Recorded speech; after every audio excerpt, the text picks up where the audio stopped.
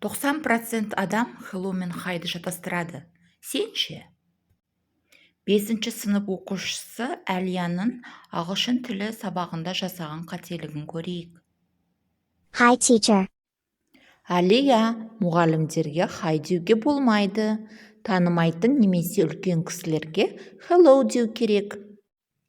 Hello деп үлкен кісілерге, мұғалімдерге, танымайтын адамдарға айтсақ, ал hi деп досқа, құрдастарға, жақын адамдарға айтамыз.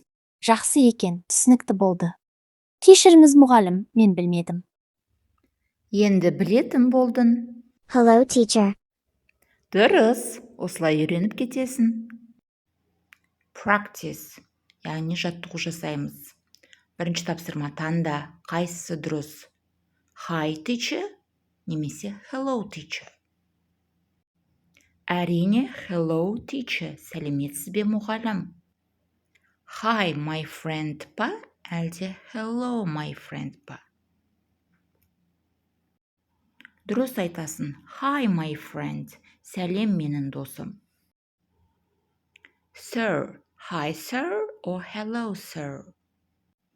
Өте жақсы, hello, sir. Қайсысын қолданасың? Hello'ды ма, hi'ды ма?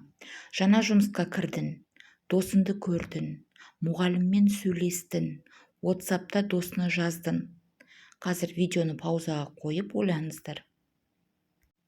Жаңа жұмысқа кірдің бе, барлығымен hello деп амандасасың. Досыңды көрдің бе, яғни hi деп амандасасың. Мұғаліммен сөйлестің бе, hello деп амандасу керек. WhatsApp'та досына жазған кезде hi деп жазып жібересің. Енді өз мысалыңды жазасың.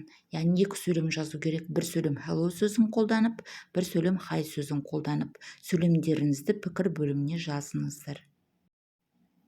Енді сен hello мен hi'дың айырмашылығын нақты білесің. Келесіде дұрыс қолданып, ағылшынша сенімді сөйлей аласың.